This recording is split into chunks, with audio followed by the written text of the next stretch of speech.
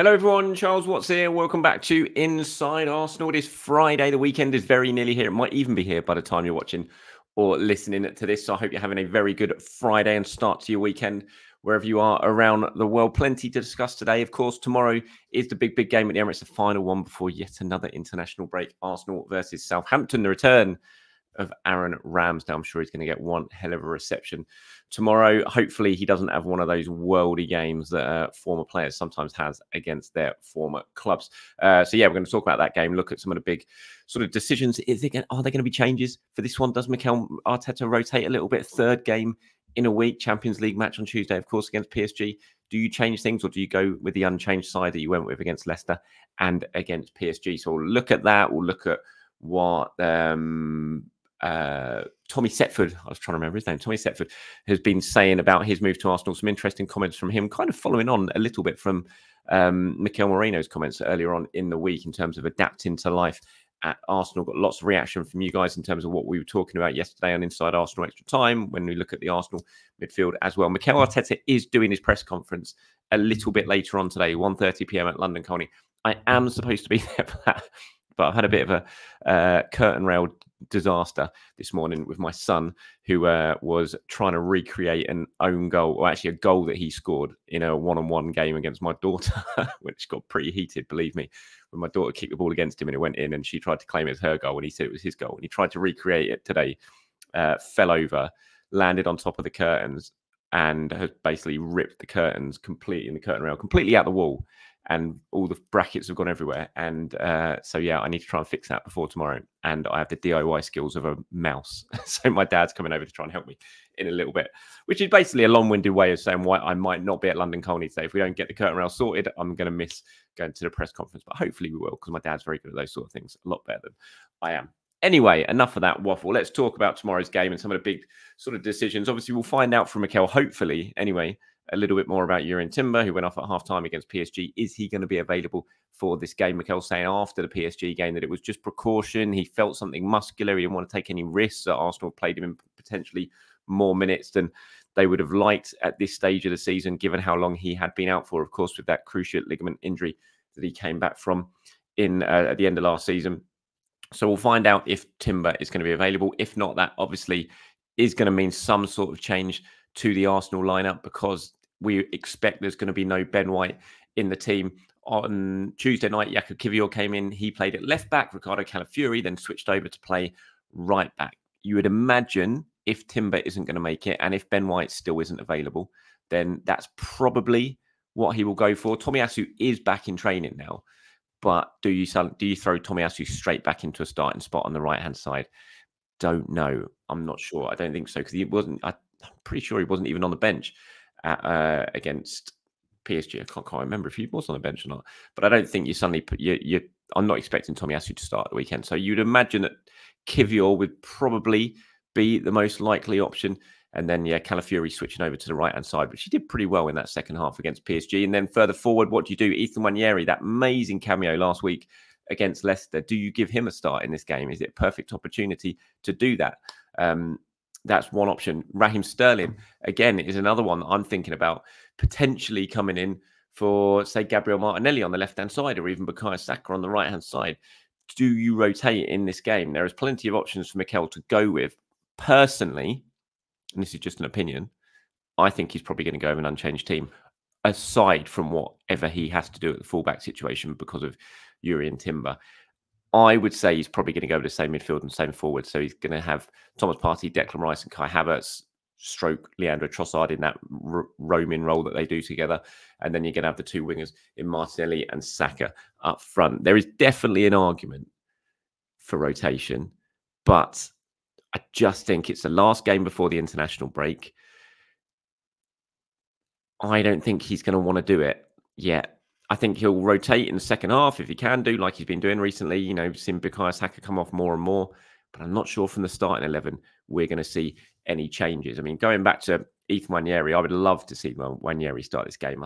I thought last weekend would have been a good opportunity. I think this weekend's going to be another good opportunity for him to get a start. I think he's ready. I don't think he'd be overawed by it. I'm not sure when you look at how Southampton are going to play, do you need as much Or do you just want a little bit more guile and creativity in those areas? Potentially so. But then if you do that, you've got to break up the Trossard, Havertz dynamic, which is working really, really well today at the moment as well in the absence of Martin Odegaard. So I know there's calls for changes. I've been seeing it in my comments, but I don't think he's going to make any. This is one from John here regarding that kind of very topic about Southampton at the weekend. Says Southampton are second from bottom, 1-1, lost 5, 3 goals for, and 12 against. The only thing I say they have going for them against us is Ramsdale will be doing everything he can to stop us scoring, but their defence being like a Swiss cheese isn't going to help him much, and I will still see us netting a few. Meanwhile, their lack of goals versus our solid defence means I can't see any of them scoring. Famous last words there, John. This does, as you're suggesting, give us the option to rotate. But how often does Mikel change or win in formula? Not very often, and only when it's really needed. So who will start? I think the 11 that started against City, Leicester and PSG is his best team, although Marino is now available to start. So you've gone Raya, Timber, Saliba, Gabriel, Kiwior, Saka, Marino, Rice, Martinelli, Havertz, and Trossard. Subs to come on: Jesus, Nwaneri, Lewis, Skelly, Sterling, and Calafiori. I don't think he starts Marino in this game. I thought Marino looked very, very rusty when he came on. He did some good things. So his dual count was 1-4 out of 6, I think, but he did look a bit rusty. I don't think he looked fully up to speed yet. I know there's a debate, well, how do you get up to speed if you're not going to play? But I think we'll see. I think it'll be very, very similar. I think maybe we'll see him get half an hour off the bench, but Thomas Partey will continue to start in the midfield. But other than that, I think you're absolutely spot on. The Ramsdale thing's interesting. He's definitely going to have one of those games. You know he is. He's going to make some brilliant saves tomorrow. He's going to be really, really up for it. He'll get an amazing reception, 100%. I'm fully expecting him to have an amazing game, but I tend to agree, John. I think the weight of chances Arsenal are probably going to create in the game tomorrow will be too much for him to keep all of them out. So even if he does make some amazing stops, I still think Arsenal are going to have enough to win this game.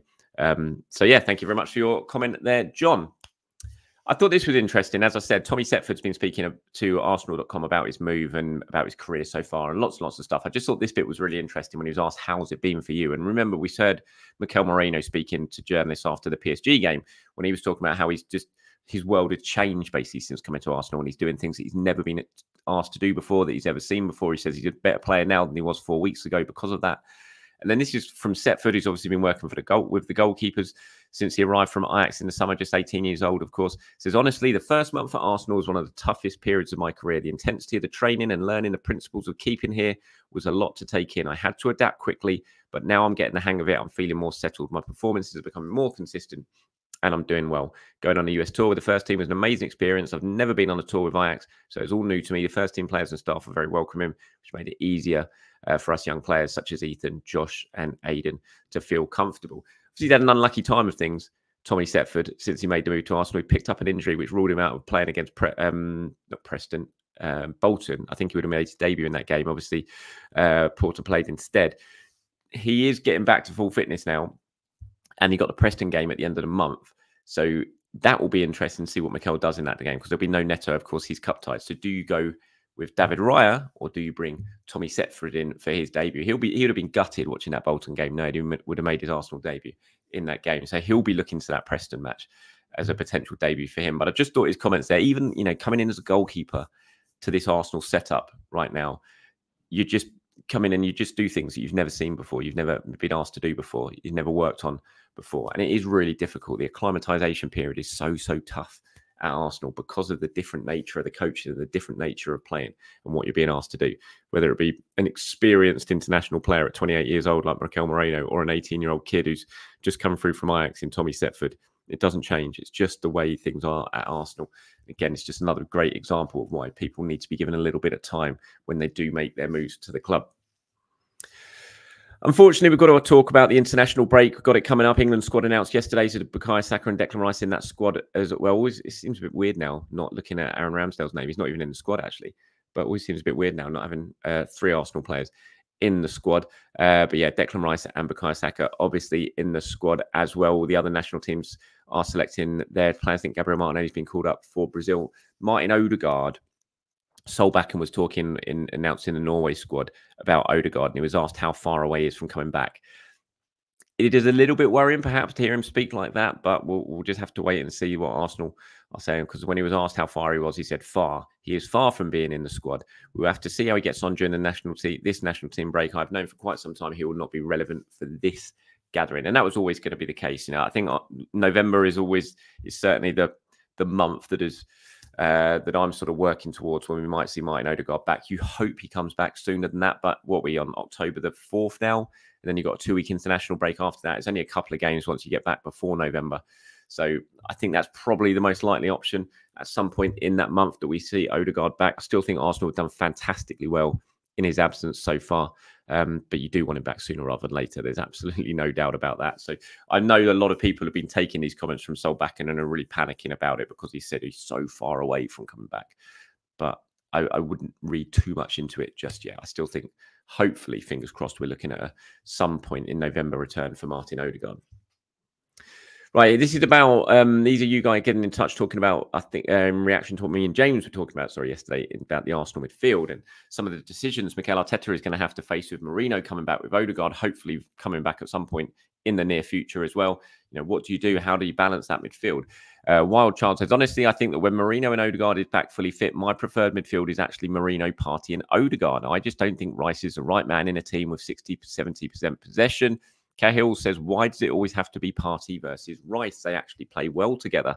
Real 9269 says, I would give Thomas a yearly extension based on his form and injuries. Even at 32, 33, he's such a unique player that I would keep him around until the opportunity comes to find a suitable replacement. The only thing is we've just given him a yearly extension. Would Thomas Partey want that? He's probably going to be offered a 3-year deal in Italy somewhere or a 3-year deal with Saudi Arabia somewhere on big money. If Arsenal just gave him a yearly extension on reduced wages, which it absolutely would that be an appealing option for Thomas? So it kind of works both ways. It's not just what the club wants, it's what the player wants as well. Can't pronounce that name, my apologies. It says, nah, not for me. Rice at 6, Mourinho 8 and Partey on the bench. Partey played well for a couple of weeks. That's not enough. Also, he's unlikely to get a new contract and is not our long-term number 6, in which case we should play the players we're building around. Mourinho should be in as soon as he's fit, in my opinion. And Chesone there says, Partey starts all the important game. He is our strongest 6. Rice cannot play as a 6. He hasn't got the footballing brain for it. That's just rubbish, I'm afraid. I know everyone's welcome to their own opinion, but he can play 6. He played 6 so well last season for huge amounts of the season. I know people say, oh, well, he played the 6 of games that we lost. He might have done, but he also played a 6 in most of the games that Arsenal won and won very, very well against Man City, against Liverpool.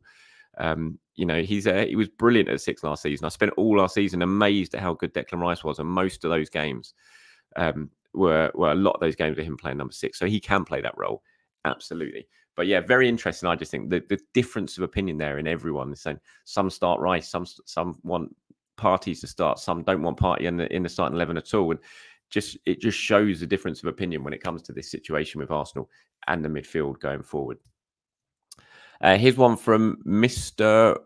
Row Balance. Says, hey, Charles, I think Odegaard and Mourinho being missing has its benefits on the squad. It's forced players to improvise and play in new positions. From the back of it, it's given players experience playing different roles, which I think is a good thing. It makes us more complete and able to rotate more. Specifically thinking about Trossard and Saka being more creative and Calla and Timber moving more into midfield at times, as well as giving young players more game time. Hope when Martin comes back, this means we can rotate the squad more and keep our opponents on their toes as we have other options. It does it 100%. I think it's been a really important time for Arsenal and for the players just to know that they can play without Odegaard. Odegaard's so central to absolutely everything Arsenal do in terms of the creativity, obviously, in terms of the quality, in terms of the press and being the leader of that press. Everything goes through Martin Odegaard. And Arsenal have been so used to that for the last couple of years.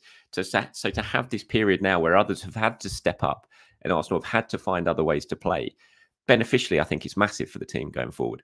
And as long as they can keep picking up results like they are while he's out, then you have to look at it and think it's been a really good period for Arsenal. And as a sort of, in terms of the team growing, I think it's been really beneficial as well. So I think it's a really good comment there. Thank you very much for that. And here's one from Dens Guna. Says, my worry with Mourinho coming back early now is that it limits Ethan's minutes for the next few games. Southampton would have been great for him to start, but maybe now we start looking to bring Mourinho on. Yeah, maybe so, but it's just the way of the world, really. He's a 17-year-old kid, and if he has to bide his time, he will get minutes. There's no doubt about that. You look at the start of this season with the two main kids that we've got in Lewis Skelly and Nwaneri. You've had them playing in the North London derby. You've had them playing at the Etihad. You've had them playing in the Champions League against PSG. You've had them starting in the League Cup. You've had Nwaneri coming on and making a huge impact in the Premier League in a game that Arsenal needed to win when they needed a spark, and he provided that. So they're getting minutes.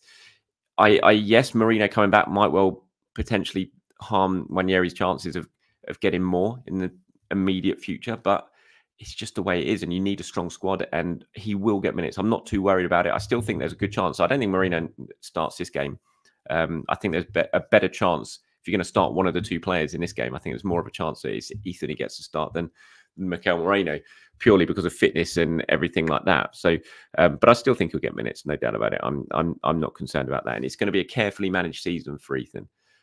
He's already played more than I was expecting he was going to play.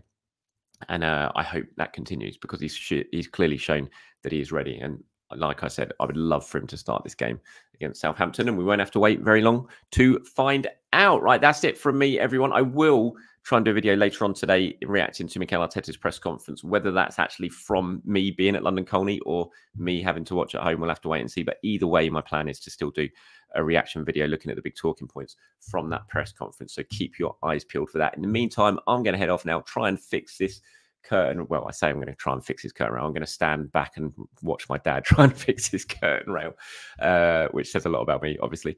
And until then, have a great Friday, everyone. I'll be back very, very soon. See you later. Bye-bye.